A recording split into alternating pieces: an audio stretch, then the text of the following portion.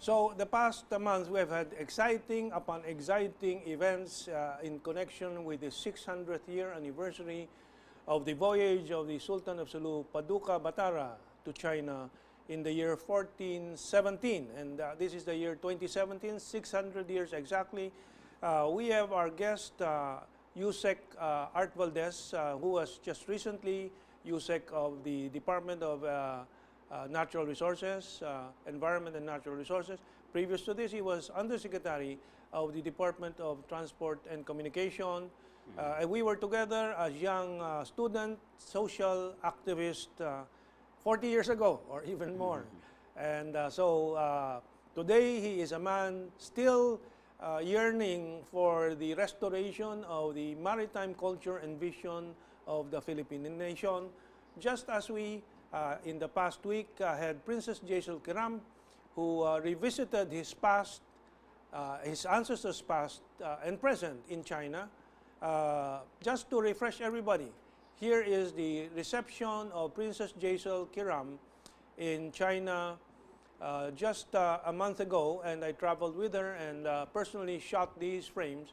She was treated as a celebrity, as an old family member, as an old friend of the nation, not just of some individuals, but of the Chinese people. If you can imagine, even after 600 years, the honor that the people of China, the government of China continues to bestow on the Sultan of Sulu, Paduka Batara. There are more images from there. We'll go through them. I think our guest, Art Valdez, also is aware that Princess Jacel went to China even earlier than this trip of ours. This is the scene at the barangay of the Muslim community in Dezhou, Shandong province, where the barangay leaders or the village leaders presented the actual text, but of course this is reproduced, text of the Emperor of China to the Sultan of Sulu, Paduka Batara. This is a long letter. They reproduce in a scroll, so that was being explained there, the contents. And when we had a photo opportunity with Princess Jacel on this scroll, Princess Jacel was in tears of mixed emotions of the grandeur and the significant historical significance invested by the Chinese with the visit of his ancestors 600 years ago. And there are a few more snippets from our past episode that we'd like to show here. The lecture of our Islamic scholar Darwin Absari, pointing to the millennia of good feelings between Philippines and China, and the lecture of Professor Wang, the Chinese professor who's focused on researching the historical facts about the Sultan of Sulu and his trip to China. And we will show two maps, if they're ready, of the travel of the Sultan of Sulu. The map, that is the map from the Sulu to somewhere in Sabah, and then on to Thailand. Is that the Malaysian Peninsula, to Vietnam, Thailand and Vietnam, and on to Quanzhou, I think, in China. And then the sailing of the Sultan of Sulu through the Grand Canal, which our guest, JourneysCOOAC Art Valdez, is going to try to retrace in this trip of his. So you're darkened from your many weeks at sea. We have scenes of your trip, of your travel to Manila from the south. Describe to us your reasons for doing this, and your building of the 3 boats, the sacrifice, the costs, and the pains of going through this. Please, Art, why are you doing this? Well, Mentong, firstly, I would like to thank you for inviting me and have a chance to share with you my thoughts why we're doing this second phase of our Voice of the Balangay. As you know, the Philippines is one of the littoral states of Southeast Asia. And we are bounded by the great waters like Celebes, Java, the Gulf of Thailand, Sulu, the South China Seas. These great bodies of waters are really are the means of transport and communications of the people that live around the states, the littoral states. And these bodies of waters have unified our people through centuries. It's quite unfortunate that with the coming of the colonials and the partition of the world by the Treaty of Tordesillas, it has really created and compounded the problems that we have. Now, what I'm trying to do is to go back to that history. As Rizal oftentimes would say, you have to look back to your past in order to reach your destination. So, itong ginagawa ko, what I'm trying to do right now is to retrace this voyage.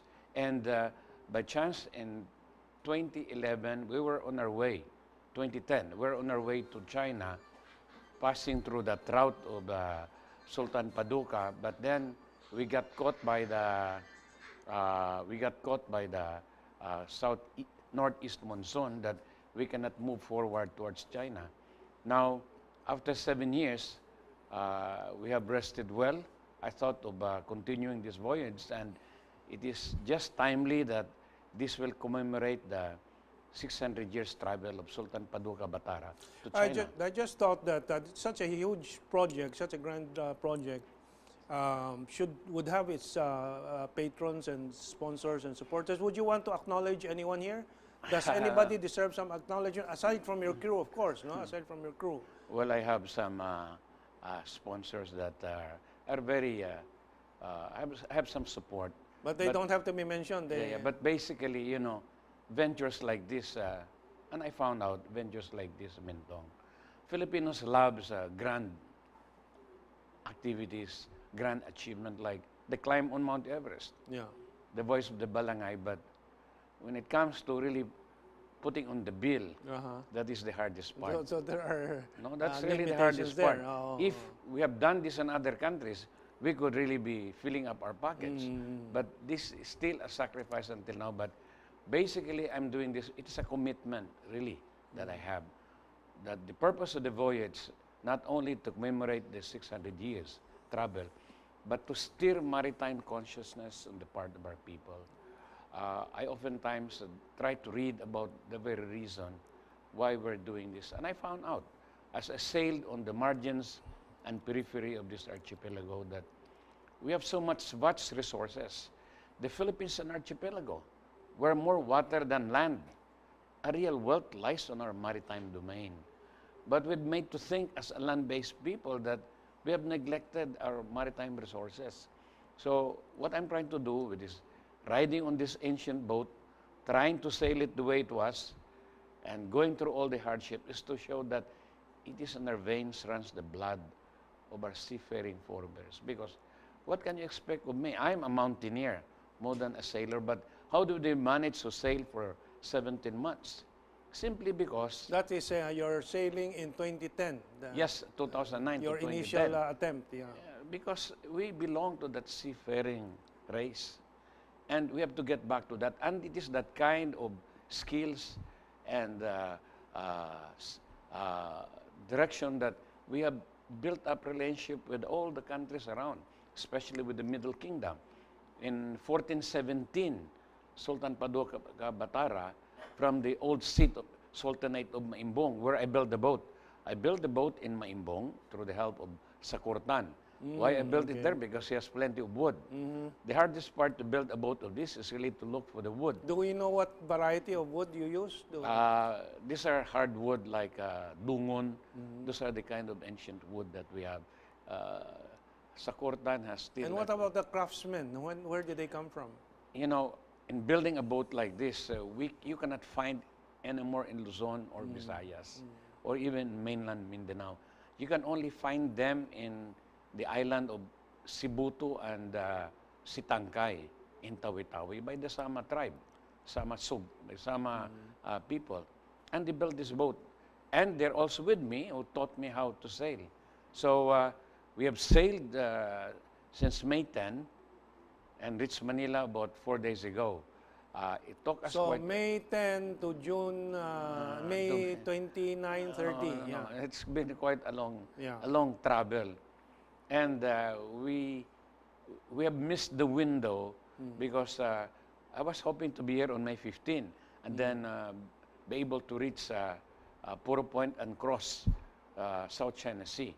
I think this is the harder route to go through, but I haven't passed through this route yet. But the southwest monsoon has come in. The rainy season is here.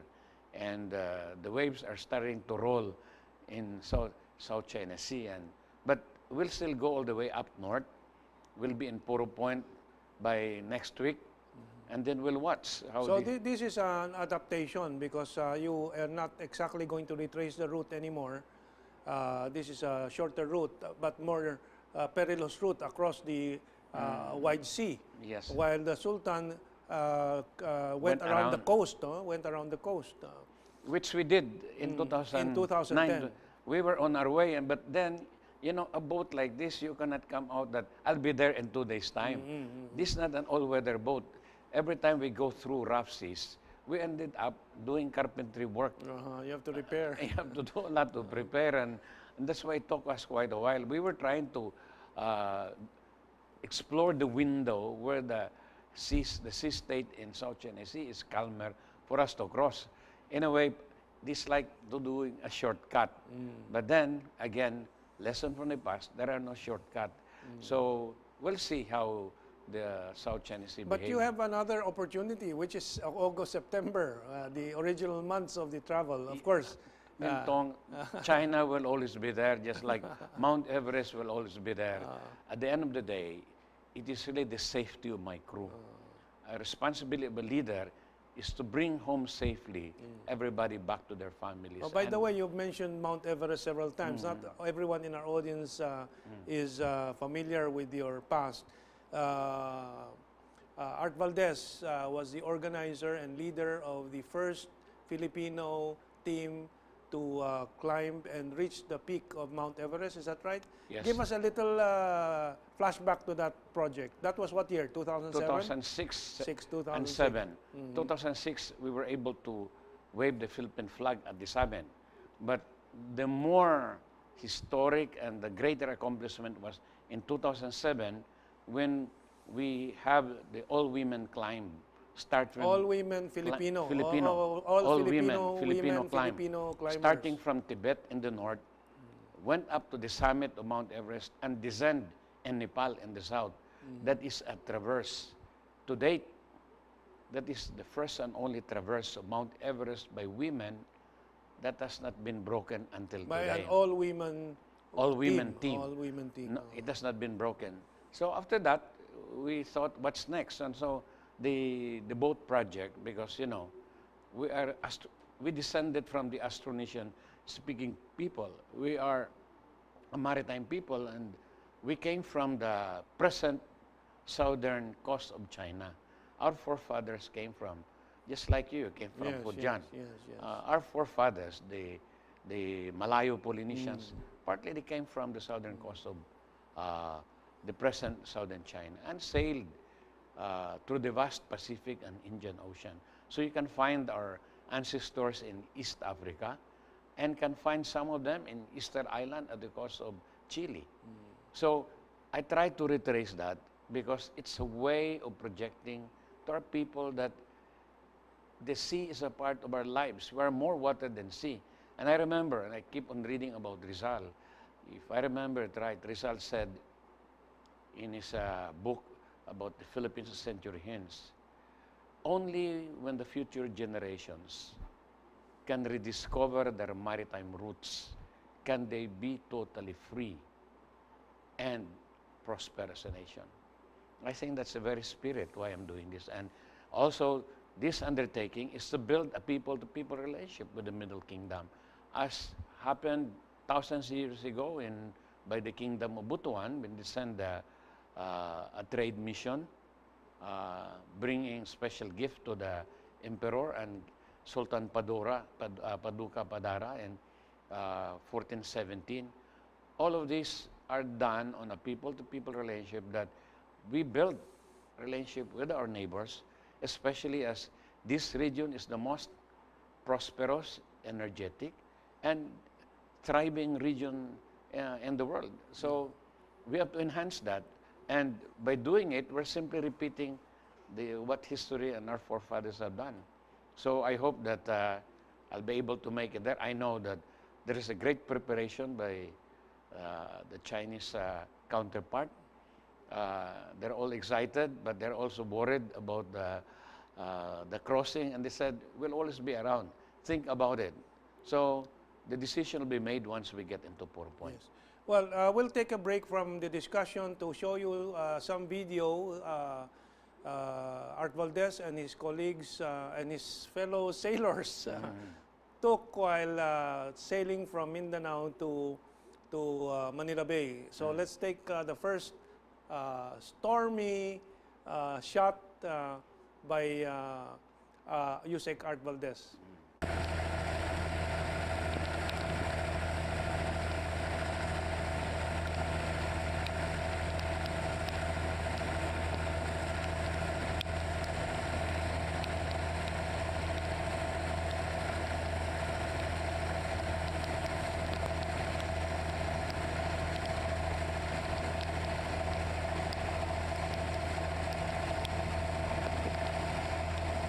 So the storm at that time was not that bad, that your sail was still up, no?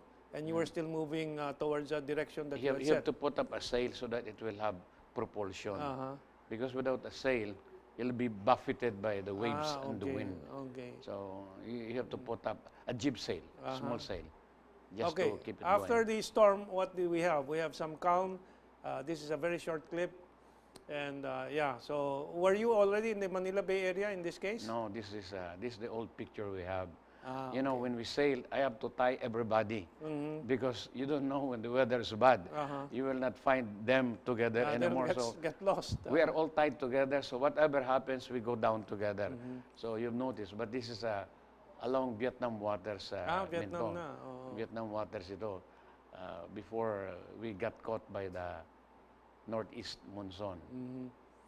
But The choice of your colors for your balangay, or is this also the same as the Vinta of the? yes, It's the same as the Vinta. yes, the National Museum Archaeological Section designed it for us. That is how they have those kind of sails before. And you have one of your old boats there in the National Museum right now? Yes. Oh. But Yeah. you notice this one, the one there this is where San Miguel Corporation had sponsored our Okay, yeah, trip good. last time. So Yeah, let's they have give been- credit where credit is due. San Miguel Corporation have been very supportive with our effort, and we could not have done this without them, Okay. Well, I especially in a foreign travel. Yeah.